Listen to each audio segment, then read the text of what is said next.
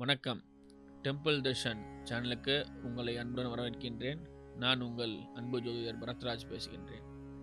இப்போ நம்ம பார்க்கக்கூடிய விஷயம் பார்த்தீங்கன்னா உங்களுக்கு புதுசாக தெரியும். இது வரைக்கும் யாரும் சொல்லாத விஷயம். விஷ புண்ணிய காலம்னு சொல்லுவாங்க. விஷ்ணு புண்ணிய காலம்னு சொல்லக்கூடிய விஷயம் விஷ புண்ணிய காலம்னு சொல்லுவாங்க. இது எப்போது நிகழும்னு கேட்டிங்கன்னா, வருகிற பிப்ரவரி மாதம் 12ஆம் தேதி 2025 அன்று இரவு 10 மணி அளவிலே சூரிய பகவான் மகர ராசியிலிருந்து கும்பராசிக்கு பெயர்ச்சி ஆகிறார். இந்த பெயர்ச்சி ஆகக்கூடிய நேரமாகப்பட்டது விஷ்ணு புண்ணிய காலம்னு சொல்லப்படுது. இந்த விஷ புண்ணிய காலத்திலே என்னென்ன செய்யலாம்னு பார்த்தீங்கன்னா, ஏதேனும் பெருமாளுக்கு அதாவது மகாவிஷ்ணுவிற்கு அர்ச்சனை பூஜைகள் செய்யும் பொழுது நமது பொருளாதாரம் உயரும். முதல்ல சூரிய பகவான் என்ன பண்ணுறார், எதுக்கு பண்ணுறாரு பார்த்தீங்கன்னா, முதல்ல சூரிய பகவான் இந்த 2 மாதம் ரொம்ப முக்கியம். அதாவது முதல்ல சூரியனுக்கு பொங்கல் வைப்போம், அது தை மாதம். இது ஏன் இந்த 2 மாதம் சூரியனுக்கு ரொம்ப ரொம்ப விசேஷம்னு கேட்டிங்கன்னா, தன்னுடைய பையன் வீட்டில் வந்திருக்கிறார். சனி பகவான் வீட்டில் அமர்ந்திருக்கிறார். அதனால் அவருக்கு நிறைய பூஜைகள்லாம் செய்து புனஸ்காரங்கள்லாம் செய்து கொண்டிருக்கிறோம். இந்த சூரிய பகவானுக்கு 4 குழந்தைகள். அது நிறைய பேருக்கு தெரியாது. முதல் குழந்தை பார்த்தீங்கன்னா யமதர்மன், 2வது குழந்தை யமுனா தேவி அதாவது நதி, 3வது குழந்தை சனி பகவான், 4வது குழந்தை கர்ணன். இவங்களுடைய குணங்கள் பார்த்தீங்கன்னா, உதாரணத்துக்கு கர்ணன் எடுத்தோம்னா, பிறக்கும்போது ஏழையாக இருந்து பிற்காலத்தில் மன்னனாக மாறி மாவீரனாக இருந்தால். இவருடைய கதையை என்ன எடுத்துக்கன்னா, தானம் தர்மம் என்னதான் செஞ்சாலும் இவருக்கு பொருள் இழப்புகளும், இவர் ஏழையாகவே ஆகலை. தர்மராஜன்னு இருந்தவர் தர்மம் பண்ணாலுமே ஏழையானார். ஆனால் இவர் குடைவல்லல், யோசிக்காமல் எல்லாத்தையும் கொடுத்ததுனால இவர் குடைவல்லல்னு சொல்லப்படுகிறார். இந்த நாட்களில் நம்ம வேண்டும் போது நம்ம தானம் தர்மங்கள் கட்டாயம் செய்யும் போது என்ன ஆகுன்னு கேட்டிங்கன்னா, நமக்கு நிறைய தோஷங்கள் கழிந்து நல்ல வாழ்க்கை கிடைக்கும். 2வது யமதர்மன். யமதர்மன்னா என்னென்னா, ஜாதி மதம் பேதங்கள் எதையும் பார்க்காம சரிசமமாக எல்லாரையும் நடத்துவதே தர்மம்னு பேர். அனைவரும் சமம், யாரா பிறந்தாலும் எல்லாரும் ஒரு நாள் இறக்கணும் என்பதே யமனுடைய குறிக்கோள். தர்மத்தை நிலைநாட்டுறவனே யம தர்மன்னு பேர். அதே போல் நம்ம தானம் தர்மம் செய்தாலும் சுற்றாரிடமும் நட்பும் பகைமை இல்லாமல் இருப்பது ரொம்ப ரொம்ப சிறப்பு. எல்லாரையும் சரிசமமாக நடத்த வேண்டும். 3வது விஷயம் யமுனா தேவி. எல்லாத்துடைய பாவங்களையும் கழுவுவது. யமுனை ஆற்றில் போய் குளிச்சா போதும். திரிவேணி சங்கம தீர்த்தம்னு சொல்லுவாங்க.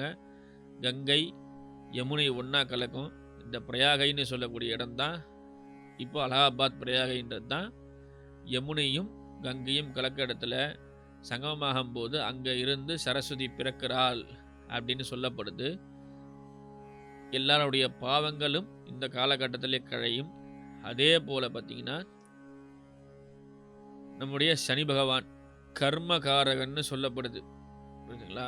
கர்மம்னா என்ன? நம்மளுடைய செய்யக்கூடிய பாவங்கள்லாம் கழிக்கக்கூடியவர். இப்போ சூரிய பகவானுக்கு மகனாக பிறந்தவங்களாம் பார்த்தீங்கன்னா, எல்லாத்தையும் தான தர்மம் பண்ணு, பாவங்களை தொலைன்றது தான் தாத்பரியமே.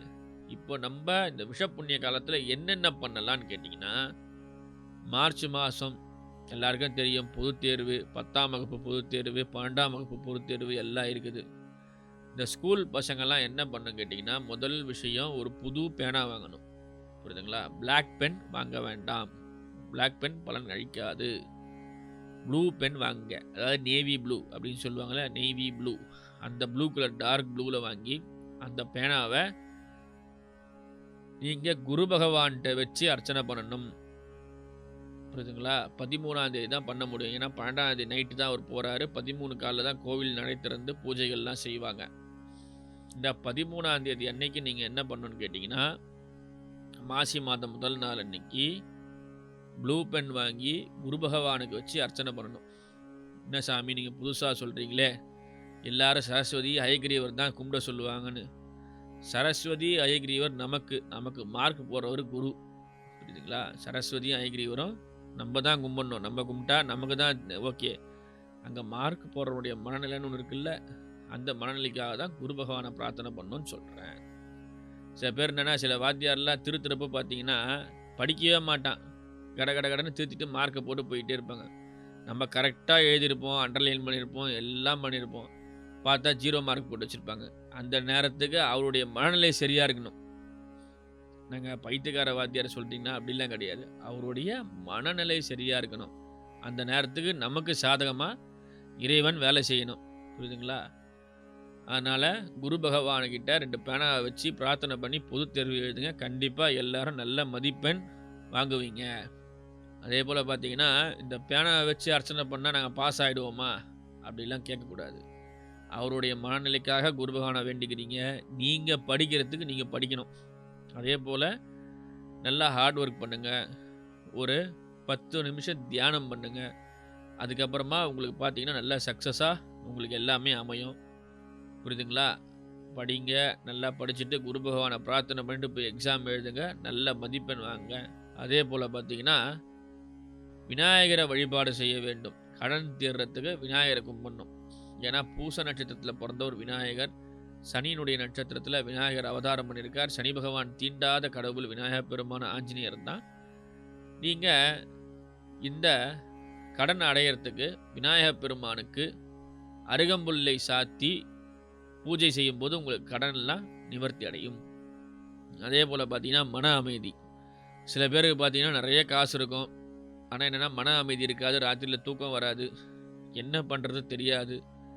அந்த மாதிரியான ஆட்கள்லாம் என்ன பண்ணுறான்னு கேட்டிங்கன்னா, மகாவிஷ்ணுவை பிரார்த்தனை பண்ணி ஆலயத்தில் சுற்றி வரணும். 9 முறை 9 கிரகங்களுடைய தோஷங்கள் நீங்கணும்னு சொல்லி மகாவிஷ்ணுவுடைய ஆலயத்தை சுற்றி அல்லது மகாவிஷ்ணு இருக்கிற இடத்துல தரிசனம் பண்ணி அங்கே நீங்கள் பிரார்த்தனை பண்ணும்போது உங்களுக்கு சகல தோஷங்களும் நிவர்த்தி அடையுது.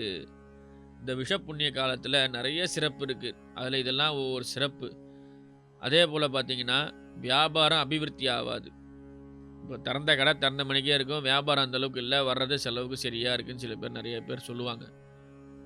அதுக்கு என்ன பண்ணலான்னு கேட்டிங்கன்னா, உங்களுடைய குலதெய்வத்துக்கு போயிட்டு ஒரு அர்ச்சனை, முடிந்தால் அபிஷேகம் செய்து வழிபாடு செய்வது ரொம்ப ரொம்ப சிறப்பு.